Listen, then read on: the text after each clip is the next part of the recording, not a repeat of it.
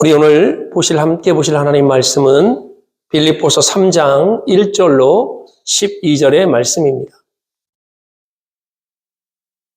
우리 한 절씩 빌립보서 3장 1절로 12절까지의 말씀을 함께 한 절씩 교독하도록 하겠습니다. 제가 1절 읽습니다. 끝으로 나의 형제들아 주 안에서 기뻐하라. 너희에게 같은 말을 쓰는 것이 내게는 수고로움이 없고 너희에게는 안전하니라.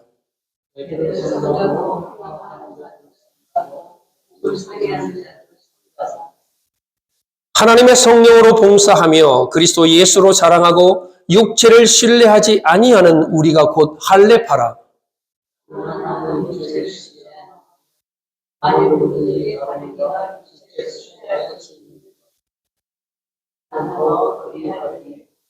나는 8일 만에 할례를 받고 이스라엘 족속이요 베냐민 지파요 히브리인 중에 히브리인이요 율법으로는 바리새인이요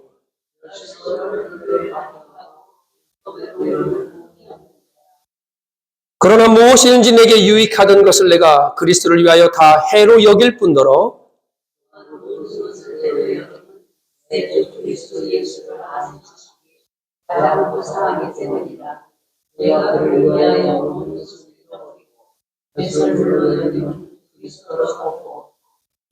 그 안에서 발견되려 함이니 내가 가진 의는 율법에서 난 것이 아니요 오직 그리스도를 믿음으로 말미암은 것이니 곧 믿음으로 하나님께로부터 난 의이라.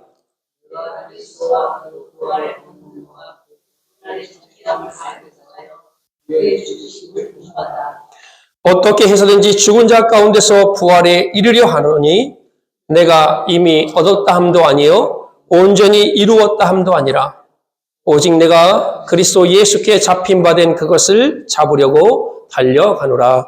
아멘. 음력 절기로는 어제 처서가 지났습니다.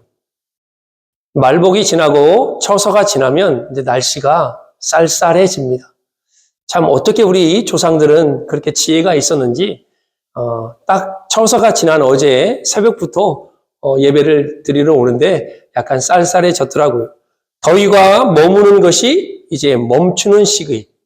그리고 이런 말도 있죠. 처서가 지나면 모기의 입도 삐뚤어진다라는 말이 있습니다. 그렇게 이제 날씨가 싸늘해지고 추워지는데 더위가 사라지는 시기, 신선한 바람, 선선한 바람이 불기 시작하는 시기이기도 하지만 또 이 시기는 논밭의 작물이 결실을 맺는 시기이기도 합니다.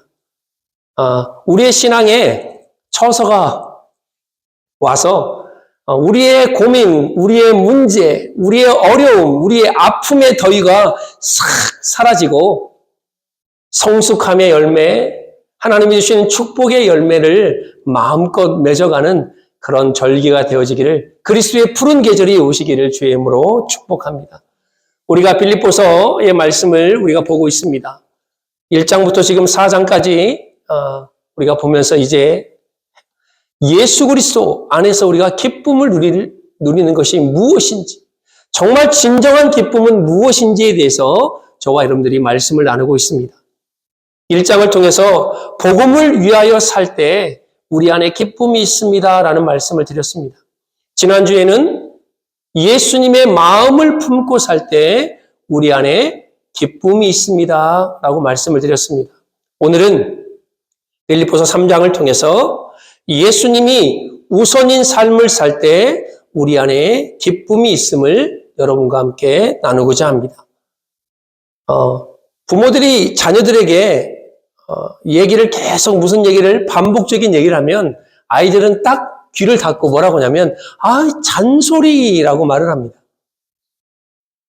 그런데 우리 아이들이 부모의 잔소리만 잘 듣고 살면 그의 인생은 80%는 성공할 것입니다. 그런데 자녀들이요, 부모의 말을 듣나요, 권사님? 잘 안 듣습니다. 왜? 그것을 잔소리로 여기기 때문에 그렇습니다.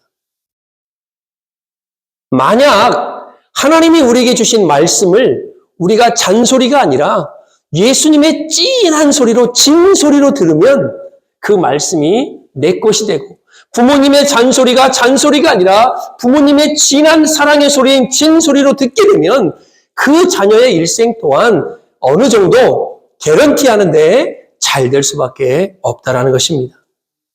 오늘 사도 바울은 똑같은 말을 여러 번 반복을 합니다. 이미 구약을 통해서 하나님께서 이스라엘 백성들에게 선지자를 통해서 반복적인 말씀을 계속해요. 여러분 이제 구약을 읽다 보면, 성경을 읽다 보면, 특히 구약에 보면 하나님이 뭔 일만 있으면 톡톡 건드는 단어가 있습니다. 내가 너희를 종되었던 애굽에서 건져낸 하나님이라. 죄송합니다, 하나님. 지겹게 말씀하세요. 지겹게. 와, 한 번, 두 번, 한 10번 정도만 얘기하면 되는데요. 그냥 계속해서 문제를 일으키거나 잘못된 길을 가거나 어려움 가운데 있거나 무슨 사건이 일어날 때마다 내가 너희를 종되었던 애굽에서 건져낸 여호와 하나님이다라고 말씀합니다.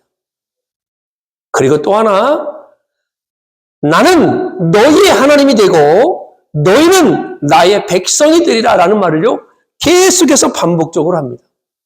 여러분 똑같은 말을 여러 번 하고 반복적으로 할 때는 그 말이 중요하거나 꼭 그 말을 들어야 할 때 우리가 반복적으로 얘기합니다.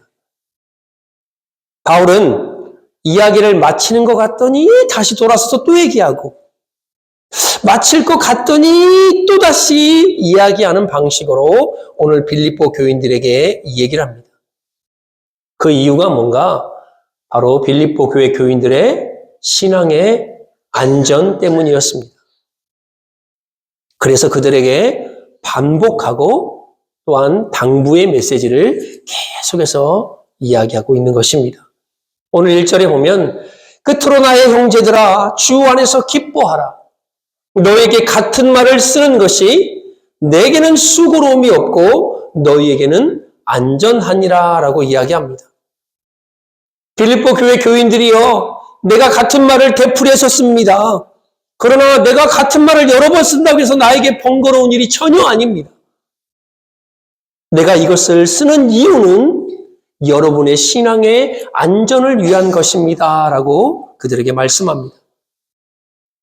그렇다면 무엇으로부터 빌립보 교회 교인들을 지키려고 했던 것일까요? 왜 그들에게 안전장치로 사도 바울은 똑같은 말을 반복적으로 했을까요? 오늘 이제 다음 주에 좀 보겠지만 크게 세 가지로 보는데 첫 번째로는 바로 유오디아와 순두계, 그들에게 같은 마음을 품으라라고 말합니다. 이 말은 무슨 말입니까? 교회 안에 내적인 분열이 있다는 거예요. 싸움이 있다는 소리입니다.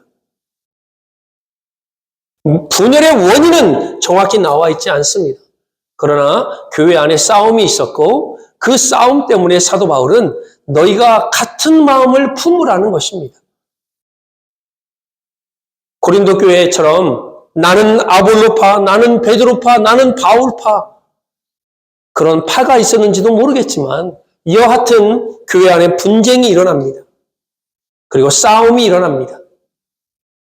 그것에 대한 조심을, 또한 그것에 대한 권면을 하기 위하여 사도 바울은 똑같은 말을 반복해서 쓰는 것입니다. 제가 얼마 전에 어떤 분하고 대화를 하는데 저는 그분이 처음부터 예수를 안 믿는 분인 줄 알았어요. 그래서 하나님, 복음, 예수님 간접적으로 막 이렇게 좀 잘 알지도 못하는 사이인데 막 그렇게 대했다가 또 튕겨나갈까봐. 그런데 그분이 나중에 알고 보니까 신앙생활을 30년을 했어요. 30년. 그러면서 하는 말이 자기는 교회를 떠났대요. 제가 하나님을 떠나지 않고 예수님만 떠나지 않으면 얼마나 감사하겠습니까? 자기가 교회를 떠난 이유가 더 이상 싸움 보기가 꼴도 보기 싫대요. 교회 안에서 싸우고 갈등하고 조작하고 이간을 하고. 제가 다음 주에 여러분과 나눌 책이 한 권 있는데 원래는 2권입니다. 톰 레이너의 죽은 교회를 부검하다라는 책이 한 권 있고요. 또 한 권은 책은 살아있는 교회를 해부하다라는 책이 있습니다. 왜 교회가 죽어가는지, 왜 교회가 죽었는지, 그리고 어떻게 하면 교회가 살아나고 역동력 있게 교회가 움직이는지를 리서치를 해가지고 낸 책이 2권이 있습니다. 다음 주에 좀 예화로 여러분과 함께 나누겠는데요. 그 안에 죽은 교회를 부검하다라는 교회 안에 포함된 게 뭐냐? 내적인 다툼, 교회 안의 갈등입니다. 사도 바울은 이것을 당부하고 조심하라라고 말합니다. 둘째로는 빌립보 교회를 괴롭히는 외적인 대적들 때문에 이 글을 씁니다. 오늘 본문에 보면 2절에 개들을 삼가고 행악하는 자들을 삼가고 몸을 상해하는 일을 삼가라라고 말합니다. 그냥 직접적으로 표현을 하는데 몸을 상해한다 이 말은 할례를 얘기하는 겁니다. 예수를 믿었는데 할례를 받지 않으면 하나님의 구원이 없다라고 말하는 그들을 향해서 사도 바울은 과감하게 개들이라고 말합니다. 얼마나 이게 직접적인 표현입니까? 이러한 핍박이 너에게 있을 터인데 흔들리지 마라. 사도 바울은 이미 빌립보서 1장 29절에 이 고난과 핍박은 성도들의 특권이라고 이야기를 했습니다. 고난과 핍박, 그것을 위하여 투쟁하는, 주를 위하여 투쟁하는 자녀에게 주어지는 특권이 이 고난과 핍박입니다. 교회 와서 늘 복받는다, 잘된다 얘기만 듣기 때문에 고난과 핍박 얘기하면요, 이 교회는 나랑 안 맞네 라고 생각하는 사람들이 많습니다. 번영신학, 예수 믿으면 복받아요, 예수 믿으면 잘 돼요, 예수 믿으면 막히는 것도 뻥뻥 뚫려요, 예수 믿으면 사자성어 탄탄대로. 그러나 우리 예수님은 나를 따라오려거든 너희의 십자가를 지고 따라오라고 말씀합니다. 좁은 길로 가라라고 말씀합니다. 넓고 큰 길은요, 멸망으로 이끄는 길이에요. 그러나 좁은 문을 가는 사람들은 그 안에 생명과 하나님의 은혜가 있는 것입니다.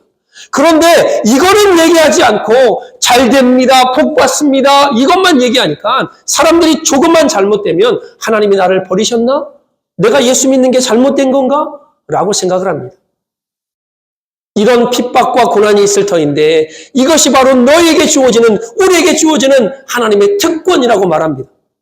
아멘이십니까? 여러분, 고난과 핍박이 있다는데 아멘이십니까? 세상 사람들은요, 이해할 수 없는 특권이에요. 이제부터 큰일 났네. 이제부터 고난길이 열렸네. 이제부터 핍박길이 열렸네. 그것을 당할 즈음에 피할 길을 하나님이 내시고 하나님께서 여러분의 모든 삶을, 인생을 책임지신다는 그런 은혜도 있기 때문에 너무너무 걱정하지 마십시오. 세 번째로는 악한 사역자들이 있었습니다. 그들은 하나님의 성령으로 일하지 않고 율법적인 것을 가지고 끊임없이 십자가를 부정하고 예수 믿는 사람들의 마음을, 신앙을 흔들었던 사람들입니다. 우리 3절에 보면 하나님의 성령으로 봉사하며 그리스도 예수로 자랑하고 육체를 신뢰하지 아니하는 곧 우리가 할례파라라고 말합니다. 사도 바울이 빌립보 교회 교인들에게 내가 여러 말을 쓰는 것이 나에게 번거롭지 않습니다. 이것은 바로 여러분들을 위한 것입니다. 교회 안에 할례를 행하여 율법을 지켜야만이 하나님의 구원을 받을 수 있다라고 지금도 가르치고 있는 저들은 개들입니다. 저들은 행악자들입니다. 그들을 조심하시고 복음에 합당한 생활을 여러분들을 하시기 바랍니다라고 사도 바울은 계속해서 이야기하고 있는 것입니다. 오늘 이 당부, 사도 바울이 빌립보 교인들에게 말하는 이 안전장치를 가지고 오늘 세 번째 이야기, 예수님이 우선인 삶을 살 때 우리 안에 기쁨이 있다는 것을 여러분과 함께 나누고자 합니다. 여러분, 빌립보서 3장에 오늘 읽었던 본문을 통해서 첫 번째로 육체를 신뢰하지 말고 자랑하지 말라라고 사도 바울은 이야기합니다. 저들은 육체의 할례를 받아야 한다고 주장합니다. 그 할례를 통해서 구원이 있다라고 말합니다. 그러나 진짜 할례는 뭐냐? 아까도 읽었지만 하나님의 성령으로 봉사하며 그리스도 예수로 자랑하는 사람, 그리고 육체를 신뢰하지 않는 사람이 바로 성령으로 할례받은 참 할례파라는 것입니다. 육체를 신뢰하지 않는다. 이것은 의지하지 않는다라는 얘기입니다. 할례를 가지고 율법을 가지고 육체를 자랑하는 너희들, 오케이. 그러면 나와 함께 한번 토론을 해보자는 거예요, 사도 바울이. 여러분, 자랑할 때는요, 이럴 때 자랑해야 돼요. 어떤 사람이, 나는 어디 대학 나왔고, 나는 가진 것이 얼마고, 나는 뭐 이렇게 막 자기 자랑할 때 그냥 가만히 있다가 나도 그거 다 가져봤어. 나도 다 배워봤어. 나도 다 경험해봤어. 그러나 예수를 알고 나니 그것은 부차적인 거야. 우선이 아니야 라고 말할 때 그때나 자랑하세요. 오늘 빌립보교회 교인들을 향해서 이 율법을 가진 자, 할례를 중요하고 여전히 예수님을 믿었는데도 불구하고 육체를 자랑하는 자들에게 오늘 사도 바울이 이렇게 말합니다. 그래? 너희가 자랑할 게 그거야? 오케이. 나도 한번 얘기해 볼게 라고 말하는 게 뭐냐? 4절부터 7절까지의 말씀입니다. 나는 율법대로 8일 만에 할례를 받았다. 정통 유대인입니다. 그리고 뭐라고 하냐면 나는 베냐민 지파다라고 말을 해요. 우리가 잘 알듯이 베냐민 지파는 왕족입니다. 초대 왕 사울의 지파 아닙니까?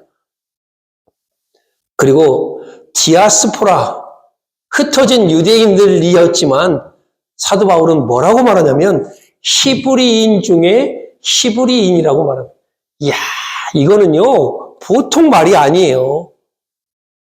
그 당시 수많은 유대인들이 흩어져 살았습니다. 그러나 사도 바울은 다소라는 지역에서 태어났지만 자기의 모국어 히브리어를 잊어버리지 않았고요. 헬라어에 능통했고요.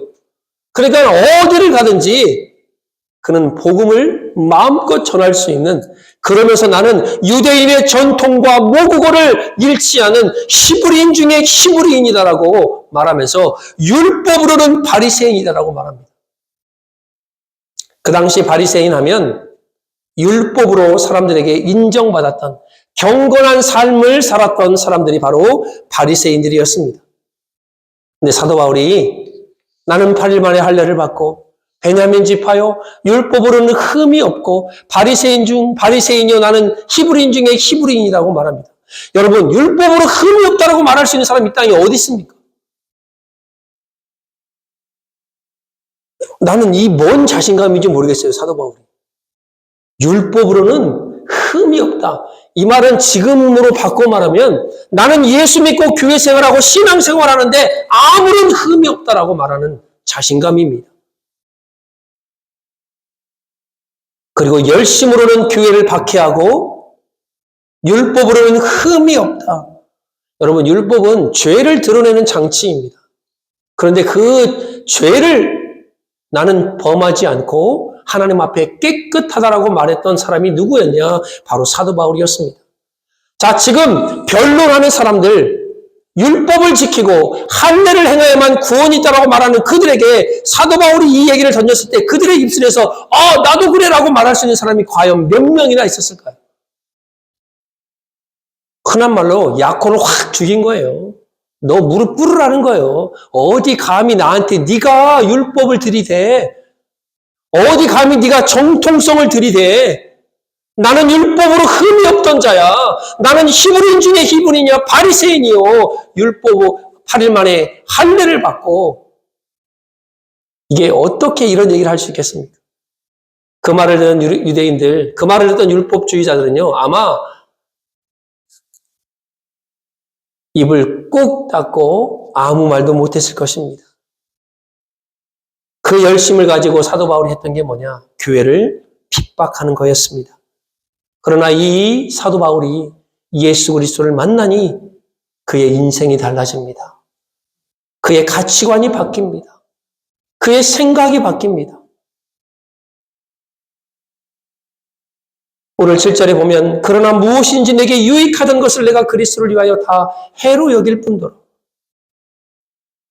예수를 만나고 나니 그분을 체험하고 나니 내가 신뢰했던, 내가 자랑했던, 내가 가장 귀하게 여겼던 모든 것들이 다 해로 여기고 다 배설물로 여긴다라고 사도 바울은 고백하고 있는 것입니다.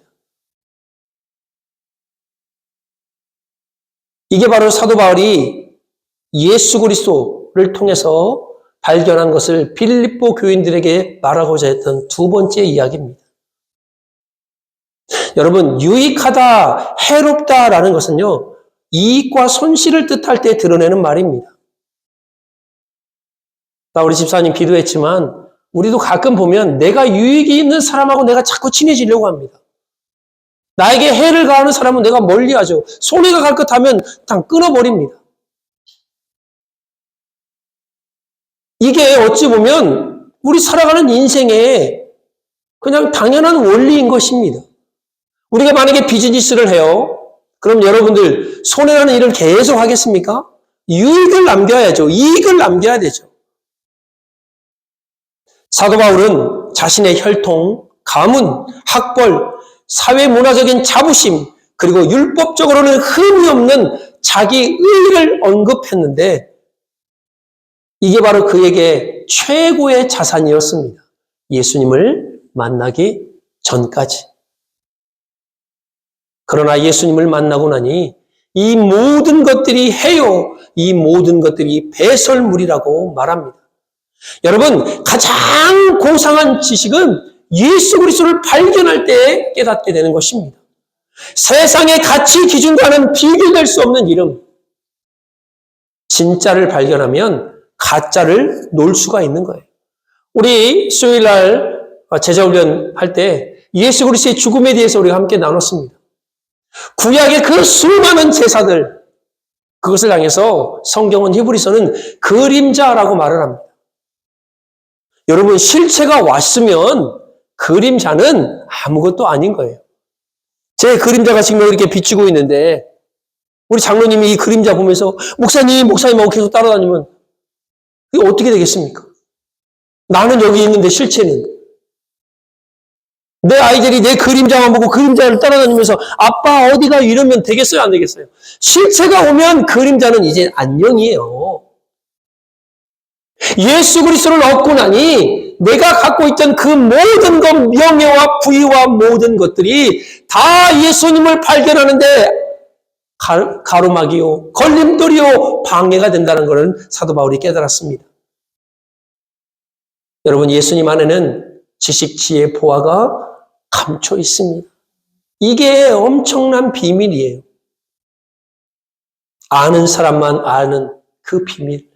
예수 그리스도 안에, 십자가 안에 하나님의 섬김과 하나님의 은혜와 하나님의 사랑이 담겨 있는 것을 발견하면 내가 자랑하던 모든 것을 내려놓을 수 있습니다. 해로 여길 수 있습니다. 배설물로 여길 수 있는 것입니다. 예수님께서는 우리를 의롭게 하시는 분이십니다. 오늘 9절에 보면 그 안에서 발견되려 하매니 내가 가진 의는 율법에서 난 것이 아니요 오직 그리스도를 믿음으로 말미암은 것이니 곧 믿음으로 하나님께로부터 난 의라라고 말씀합니다.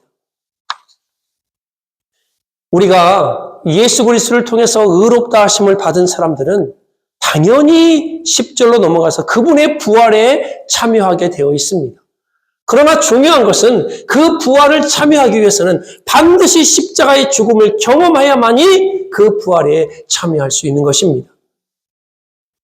제가 아까도 말씀드렸죠. 핍박과 고난이 우리의 특권이라고.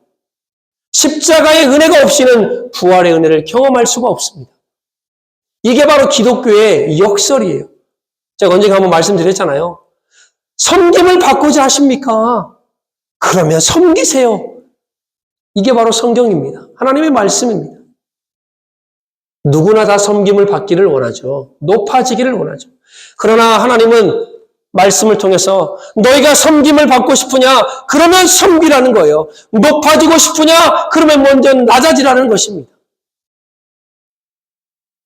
살려면 먼저 죽어야 하고 대접을 받으려면 먼저 대접을 하라라고 말씀합니다. 쉼을 얻고 싶으냐? 그러면 먼저 멍에를 베라 우리에게 말씀합니다. 오늘 설교 제목 주제와 같이 마지막으로 여러분과 함께 나누고 싶은 주제는 바로 예수님이 우선인 삶을 살아가라는 것입니다. 예수 그리스도가 우선인 삶을 살아가는 사람들에게 나타나는 특징이 있는데 그것이 뭐냐? 완전함이 아닌 성숙함을 향해서 나아가는 사람들이 바로 예수님이 우선인 삶을 사는 사람들의 특징입니다. 오늘 12절 보면 내가 이미 얻었다함도 아니요 온전히 이루었다함도 아니라 오직 내가 그리스도 예수께 잡힌 바 된 그것을 잡으려고 달려가노라 라고 말합니다. 사도 바울은요, 내가 잡은 예수 그리스도, 내가 발견한 그 예수님을 붙들고 따라가려고 마음 먹었습니다. 신앙의 성숙은 내가 무언가를 성취하면서 나타나는 것이 아니에요. 아, 내가 성경 1독을 했으니까 내가 신앙이 이만큼 올라가겠네. 아, 내가 성경 1독을 한 번 썼으니까 성경 쓰는 게 어렵잖아요. 야, 뭐 짧게는 3년, 길게는 5년이 걸리는데, 야, 그럼 나는 2번 썼으니, 이야! 이게 아니라 뭔가를 내가 해서 성취해서 성숙함으로 나아가는 것이 아니라 변함없이 예수 그리스도를 붙들고 그분을 따라가려고 내가 애쓰고 노력할 때 어느덧 우리의 신앙이 전에는 욕심이 나고 전에는 시기 질투가 나고 전에는 나보다 더 알아주면 막 엊그저께 우리 아시노 목사님이 함께 방문해서 만났는데요. 애틀란타에 계신 목사님입니다. 성도들이 시기 질투가 너무 많대요. 그래서 왜요? 그랬더니 목사님이 누구 하나를 좋아하면 누구에게 관심을 가지면 다른 성도가 삐진대요. 그 사모님은 또 해야 될 역할이 뭐예요? 교회 안에 좀 약한 분들, 또 신앙이 좀 성숙하지 못한 분들을 또 챙기고 도와줘야 되잖아요. 그러면요, 저 사모는 쟤만 좋아해? 이러면서 또 삐친다는 거예요. 그래요? 여러분, 우리가 예수님을 붙들고 예수님을 바라보고 그분을 따라가고 그분을 향해 가면 그런 것들이 이제 눈에 들어오지 않습니다. 사도 바울은요, 얼마든지 인정을 받고 존경을 받을 만한 사람입니다. 그런데 그가 뭐라고 고백합니까? 내가 이미 얻었담도 아니요 온전히 이루었담도 아니라 오직 내가 그리스도 예수께 잡힌 바 된 그것을 잡으려고 달려가노라. 뭔가를 성취하는 것이 아니라 신앙은 나의 구원자 되신 나의 주님 되신 예수님을 붙들고 그분을 따라갈 때 우리가 성숙함으로 나아가고 예수님이 우리 삶의 우선이 되어지는 것입니다. 아까도 말씀드린 그 책에 죽은 교회를 부검하다라는 책에 나온 특징 중에 하나가 뭐냐? 죽어있는 교회는 변화를 싫어한대요. 달라지려고 하지 않습니다. 마태복음 17장에 변화산에서 모세와 엘리야를 보고 베드로가 이렇게 고백합니다. 주님, 여기가 좋사오니 초막 셋을 짓고 하나는 주를 위하여, 하나는 모세를 위하여, 하나는 엘리야를 위하여 하겠습니다. 여기서 살겠다는 그 소리예요. 우리 주님은 너희는 모든 족속으로 가서 아버지와 아들과 성령의 이름으로 세례를 주고 내가 너에게 분부한 모든 것을 가르쳐 지키게 하라라고 말씀하는데 베드로는요, 여기가 좋다는 거예요. 이야, 선지자의 완성되신 엘리야, 율법의 완성이신 모세가 여기 있는데 우리가 어디로 가겠습니까? 여기가 좋습니다. 변화를 싫어합니다. 그냥 그 자리에 머무는 것을 좋아합니다. 왜냐하면 그것이 쉽기 때문이에요. 어렵지 않기 때문입니다. 그러나 변화가 없으면 더 이상 성장도 성숙함도 없다라는 것입니다. 믿음으로 열매를 맺지 못하고 그냥 씨앗으로 남아있는 거예요. 죽어 싹이 나서 꽃을 피고 열매를 맺어야 되는데 변화를 싫어하는 사람은 예수 그리스도를 따라가려고 하지 않는 사람들은 아무런 변화 없이 그렇게 신앙생활을 할 수밖에 없는 것입니다. 예수 그리스도의 우선인 삶을 사는 사람들의 특징 두 번째는 표대를 향하여 달려갑니다. 오늘 13절에 보면 형제들아 나는 아직 내가 잡은 줄로 여기지 아니하고 오직 한 일, 즉 뒤에 있는 것은 잊어버리고 앞에 있는 것을 잡으려고 표대를 향하여 그리스도 예수 안에서 하나님의 위에서 부르신 부름의 상을 위하여 달려간다. 사도 바울이 본인이 경험했던 그것들, 그 정도만 해도 충분히 다 이루었어요. 바울이 자신의 능력보다 더 많은 일을 했어요. 그런데 그는 그렇게 고백하지 않습니다. 하나님, 내가 표대를 향하여 달려갑니다. 그리스도 예수 안에 하나님의 위에서 부르신 그 부름의 상을 향하여 내가 지금 달려갑니다. 이게 바로 사도 바울이 예수님을 붙들고 나아갔던, 예수님이 우선인 삶을 살았던 자들의 특징인 것입니다. 여러분, 저와 여러분들의 삶에 이런 은혜가 있기를 간절히 바랍니다. 우리는요, 3장 20절에 보면 시민권이 하늘에 있는 사람들이에요. 시민권이 하늘에 있는 사람들은 십자가를 바라볼 뿐만 아니라 이 땅에 정을 두지 않고 하나님이 부르신 그 부름의 상을 향하여 앞으로 전진하는 사람들입니다. 육체를 신뢰하지 말고 자랑하지 말고 진짜 보아인 예수 그리스도를 발견하고 나를 사로잡으신 그 예수 그리스도를 붙들고 따라가서 신앙의 성숙이 있기를 간절히 바랍니다. 어려운 상황 속에서도 바울이 고백했던, 바울이 선포했던 이 기쁨이 여러분 주위에 함께하길 바라고, 또한 여러분 주위에 기쁨이 없이 살아가는 자들에게 이 기쁨을 나누어 줄 수 있는 그런 축복의 통로가 되어지기를 간절히 바랍니다. 한 주간도 하늘의 소망을 품으시고 부르신 부름의 상을 향하여 표대를 향하여 달려가는 저와 여러분 되어지기를 예수 그리스도의 이름으로 축복합니다. 함께 기도합니다.